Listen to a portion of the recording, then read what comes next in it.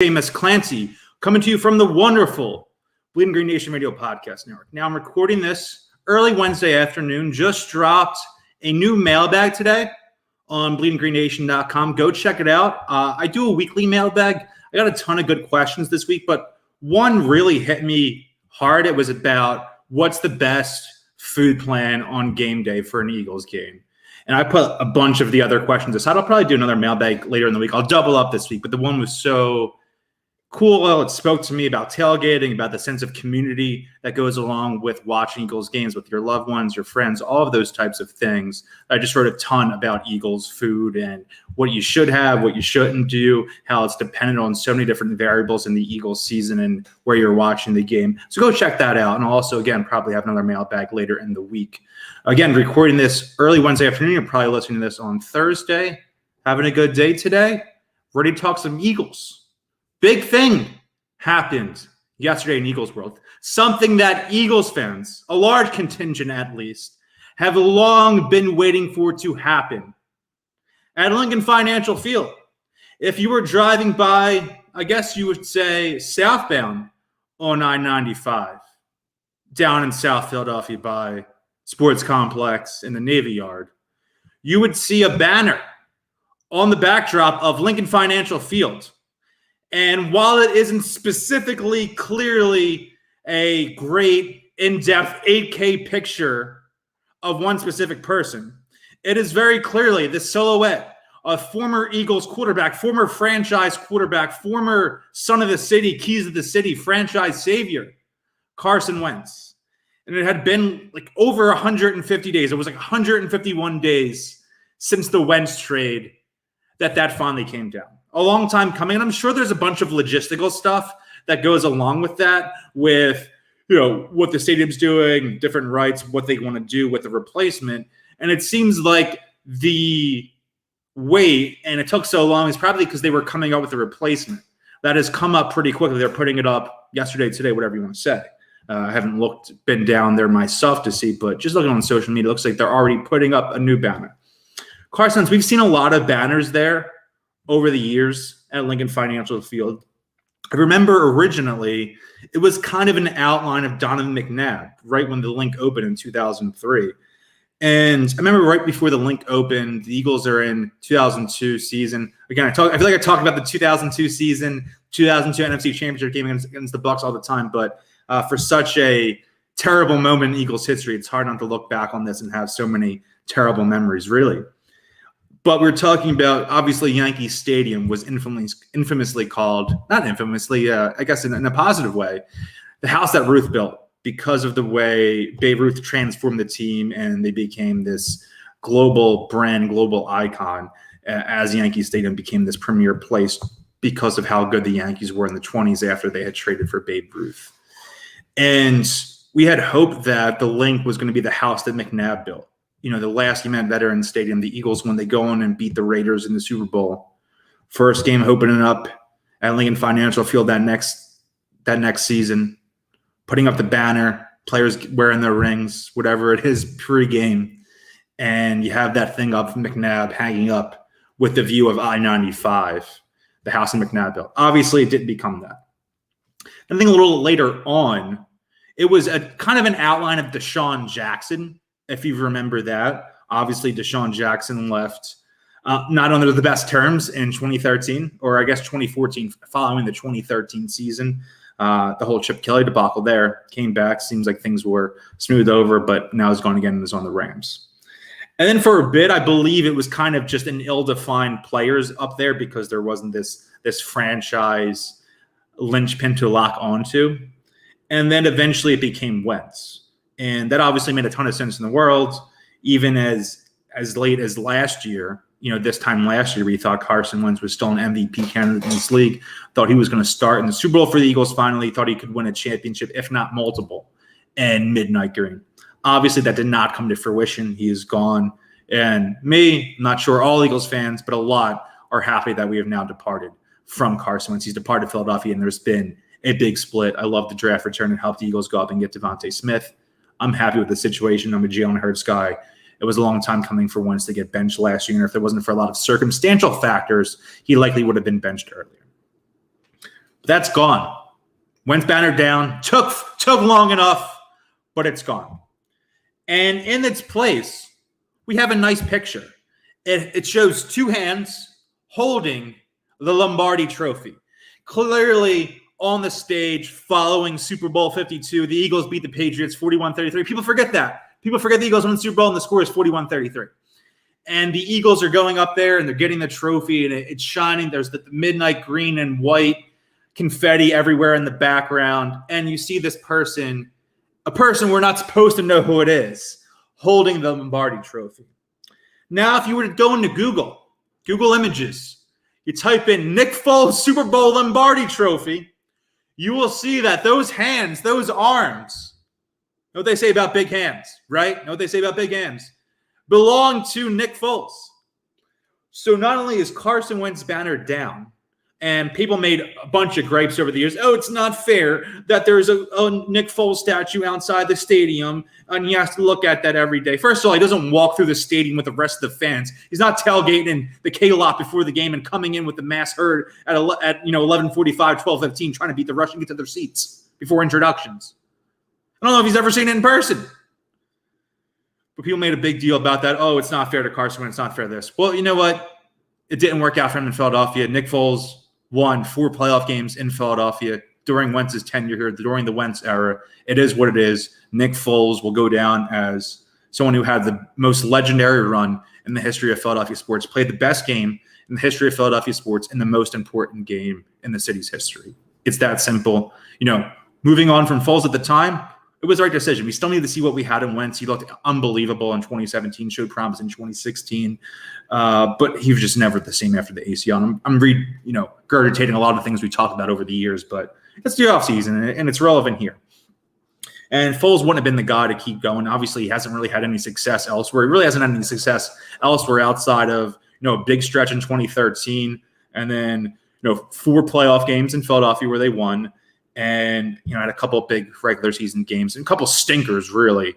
Played really well in that Giants game in 2017. I believe that was the first game he started following Wentz's injury. I think he threw 4 touchdown passes. And then one of the best games I've ever seen an Eagles quarterback play, threw for 471 yards, which I believe that's the total and is an Eagles record for a single game in Week 16 against the Texans. At Lincoln Financial Field, 132-30 on a Jake Elliott walk-off field goal. So Foles is not in Philadelphia. He's not a starting quarterback. I believe he's 3rd on the depth chart in Chicago. He may never start a game again in the NFL, but that doesn't mean he's not a Philadelphia Eagles legend. He will go down in history as one of the most important figures in the history of not just Philadelphia sports, but Philadelphia, because that's how big the Eagles are in Philadelphia. And, eventually, whether people want to admit it or they don't like it or they think it's unfair to, people were talking about doing this. What I'm going to say was unfair to Carson Wentz. Nick Foles' number needs to get retired in Philadelphia, and I think it will be. It hasn't got handed out since. And the Eagles have a history of keeping numbers out of the rotation. Randall Cunningham's number is not officially retired, but it hasn't been handed out since he left the team. Stuff like that. So I think for a bit, you'll see Foles' number out of the rotation. But once he's officially retired, it's going to be – once he's officially retired as a player, it will eventually become officially retired for the Eagles. I think it'd be insane not to have a great, thing come in and, celebrate the team. Maybe it's in 2027. Maybe Foles retires in the next 2-3 years and you do it for the 10th anniversary of the 2017 season, or you do it in 2032 for the 15th anniversary of the Super Bowl season, something like that. And people were saying at the time, well, it wasn't fair you can't retire Foles' number while Wentz is still on the team. Why not? Who cares? He didn't play in the Super Bowl. Foles did, and it was unbelievable. But now that Carson Wentz is gone, Wentz had a terrible injury. Injuries piled up. Was never really the same player after that injury, as we've seen over the last couple of years. And it's not his fault that Nick Foles became a godlike figure in Philadelphia, but it happened. So now I think it's easier for the team to kind of celebrate those Foles-specific moments a little bit more now that they don't have to worry about the Carson effect. And the way that the Super Bowl, he's a human being. I'm very critical of Carson. I have been for the entirety of last season. This offseason was itching for a trade to happen. Hard situation, right? You were the king of the city. Your backup comes in and, sweeps the city off its feet in a way they could have never expected, has legendary performances and goes down in the history books in Philadelphia. And then kind of does the same thing the next year on another improbable playoff run. Though they didn't make the Super Bowl, you get what I'm saying. Now that Carson's gone, we can rightly put Nick Foles' place in Eagles history. And I wasn't sure what they were going to do for the new banner. I thought Brian Dawkins would have been a good idea in the sense that he's a legend. Who in Philadelphia doesn't like Brian Dawkins? What Eagles fan doesn't like Brian Dawkins? There's no controversial opinions when it comes to Brian Dawkins. It's obvious, that thing would have been up there for, 20, 30 years until, whatever. If, the quarterback the Eagles have 20 years from now as a franchise MVP, maybe you throw his banner up on there. But for now, it is what it is. You could have done Dawkins. I thought maybe Jason Kelce, whether that's him, running on the field holding his helmet after the Eagles win the Super Bowl, or if it's him doing his infamous parade speech in the Mummers costume. One of those things could have worked. But they go with this thing of a guy, quote unquote, some guy is holding the Lombardi trophy. And I saw someone on Twitter, and I'm not making fun of this reporter because it's, he's doing a source report and, there's a relationship there. And according to the team source or a league source, whatever it was saying that banner wasn't supposed to represent Nick Foles specifically, but just the Lombardi trophy. There's obviously truth in that. It's a celebration of not specifically one player, but just the time when the Eagles won the Super Bowl. Again, a magical moment for millions of people, myself included. If you're listening to this, if you're watching on YouTube, be sure to subscribe to our YouTube page, Bleeding Green Nation on there, trying to get our subscribers up on there. It makes sense. This is something everyone loves. It's the Lombardi trophy. It's not Jeffrey Lurie's face. I wouldn't want Jeffrey Lurie's face to be up there or Howie Roseman's. And obviously they're not going to do Doug Peterson now that he's gone and left under not the greatest terms either. But to think that we're that stupid that we don't realize it's Nick Foles, I don't think the organization, I don't know who makes that call, but I'm sure Jeffrey Lurie has to have some input on there, right? Maybe the marketing team, the PR staff, vice president of the business side of things, all of those things come together. And I don't think it's a slight to Carson that they're putting up Nick Foles' hands. Again, you know what they say about big hands. But it's just hilarious that after all the turmoil in the Wentz era from, playing in Nick Foles' shadow, consistently not living up to the promise that he once showcased in 2017 and the last 3 seasons, that he's finally gone and his banner's down. And what do we see now? Nick Foles, even though if we don't see his face, it's Nick Foles raising the Lombardi trophy. It's poetic, not in a good way for Wentz, but in a way for Eagles fans. We've come full circle. The Wentz era is over. Carson Wentz, without a doubt, if they don't draft Carson Wentz, if he doesn't play the way in 2017, if they don't get home field advantage, they don't win a Super Bowl. But in this twist of fate, the Carson Wentz era, the most important person in the Carson Wentz era was Nick Foles. Now that he's gone, we have a nice representation of that, even if, PR or whoever's saying, oh, it's not really Nick Foles. We're not stupid. It's Nick Foles. And we love it. I love it. Maybe some people don't like it because he's stolen on their team or, they're still Carson stands or Carson defenders, whatever. I don't care. I like that Nick Foles is up there. And I hope it's sooner. Maybe I think when Dawkins retired, the Eagles retired his number the next season. It was a week 1 or week 2 home game against the Giants in 2012. I think it was either Monday night or Sunday night. I remember being at that game, had my Dawkins jersey on. Obviously, I feel like everyone in there had a Dawkins jersey on. So say Nick Foles retires in 2022. Maybe the next season's his last season. He returns in 2023. 2024, next season, first primetime game. Got to retire that. Retire it. I don't care. I don't care about Carson Wentz's feeling. I don't care about this need to take a step back, let the years go on before you officially retire something. Sometimes you see players go into the Hall of Fame right away or, things like that. There should be no waiting period for Nick Foles.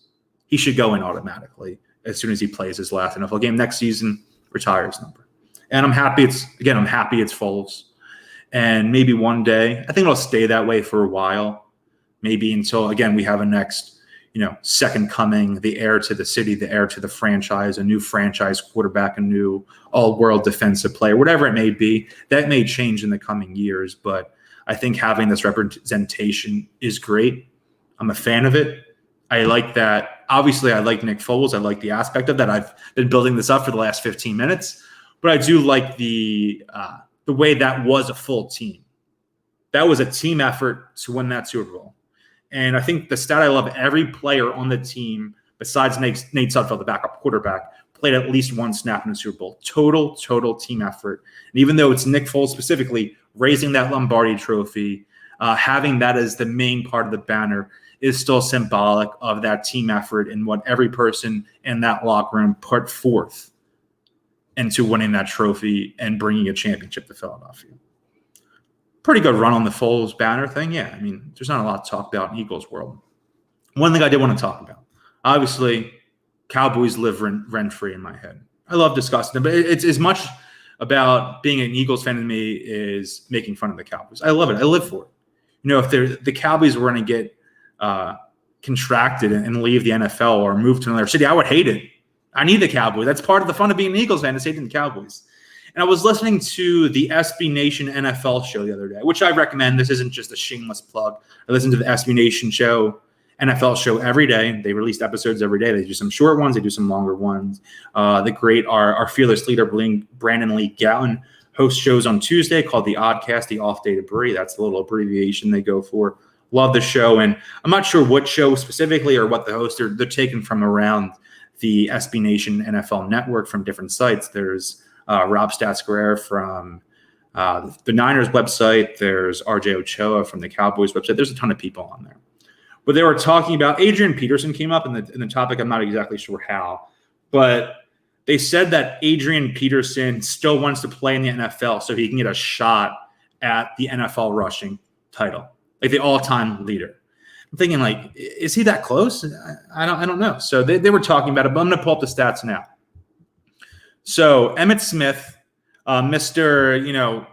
77 yards on 37 carries, Emmitt Smith, is first all-time with 18,355 rushing yards. Obviously a crazy total. Broke Walter Payton's previously held the record for 16,726 yards. You would think, like, Adrian Peterson's got to be like 1,002 yards out, 2,000 yards out if he thinks he's going to break it. Adrian Peterson's fifth on the all-time rushing list. Fantastic number. He's going to be in the Hall of Fame, obviously, one day. He has 14,820. He needs like 3,500 more rushing yards. I'm not a math guy, but that's not happening, right? It's not happening. And I'm not sure we'll ever really have someone who can break that record with the way the NFL has changed. You're going to see people breaking the passing yards, all-time passing yards record all the time. It's Drew Brees and it's Tom Brady, and it's going to eventually be Patrick Mahomes, and it's going to be, Spencer Rattler one day or whatever you want to say, Deshaun Watson, whoever. The passing yards record is going to be like the home run chase in the 90s and the 2000s. You're going to have people getting in the 500 home run club, the 600 home run club left and right. But to be analogous to baseball, once again, the rushing record is going to be like the win total. There will never be another 300 win pitcher. No pitcher who wins 300 games again in baseball, just the way the sport is now. And we'll probably never have another running back who can top with the way, the league changed to pass heavy, the way running backs get churned out too quickly, don't get second contracts, become less of a focal point in their teams. You probably never see a guy even get to 15,000 yards again. There are only 4 of those ever. Emmitt, Walter Payton, a guy I'm going to talk about in a second, and Barry Sanders. But I hate that Emmitt Smith is the all-time rushing leader. I think he's the most overrated player in NFL history. He played with amazing coaches, the best offensive line of all time, Hall of Fame wide receiver, Pro Bowl tight ends, and a Hall of Fame quarterback. Who can we throw back? Antonio Gibson from the Washington football team. If he played all those years for the Cowboys, he'd probably be the all-time leading rusher. Brian Westbrook playing for that team. Talked about Brian Westbrook last week. We talk about him as the GOAT player in the history of the NFL. Circumstantial player. And we're really never going to see a new player enter the league and challenge that record, which sucks because I don't want it to be him. But there's a guy third on this list, and it's not likely. It probably won't happen. But there's a sliver at hope that this guy could do it. Frank Gore, the all-time compiler, always pretty good, never a super-duper star, quietly third on the all-time rushing list with 16,000 yards exactly.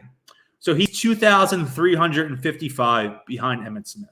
Now, Frank Gore is entering his age 38 season. he would need either 800 yards at least over the next 3 seasons or 600 yards over the next 4 seasons to break the record.